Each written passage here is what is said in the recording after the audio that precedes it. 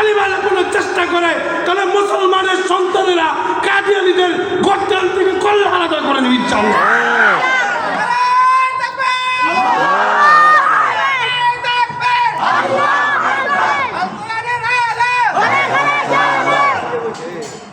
কাদিয়ানীরা সাফ সাফ তারা কাফের, তাদেরকে কখনোই মুসলমান দাবি করা যাবে না যদি কেউ মুসলমান নামে। কারণ আল্লাহ রাসূল বলেন আমি শেষ নবী, আমার পর আর কোনো নবী নাই।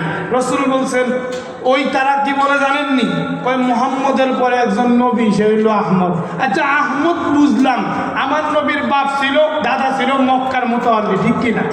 কাবা শরীফের মুতাওয়াল্লি ছিল, আর তার বাবা ছিলেন মক্কার মধ্যে সবচেয়ে সভ্রান্ত একজন ব্যবসায়ী, ঠিক না?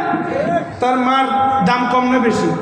অথচ ওই কাদিয়ানি কাফের বেঈমান মির্জা গোলাম মোহাম্মদ কাদিয়ানি, তার নামের আগে হলো গোলাম। তো গোলাম যদি হয়, কোন নবীর আগে কি নামের আগে কি গোলাম ছিল?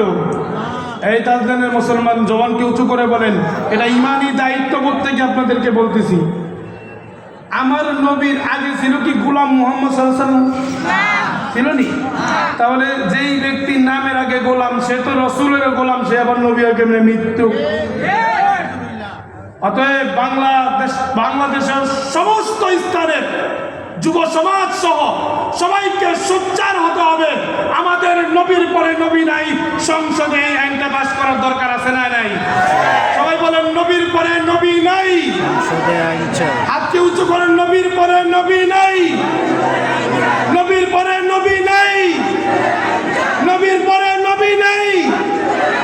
কাদিয়ানি কাদিয়ানি, কাফের কাফের, কাফের কাফের, নবীর পরে নবী নেই, সংসদে আইন চাই, নবীর পরে নবী নাই।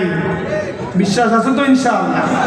অতএব কাদিয়ানি নামক কাফের বেঈমানদের থেকে নিজের ঈমান হেফাজত করার দরকার আছে না নাই? আল্লাহ এই প্রধান বক্তারা নিয়ে আসুন।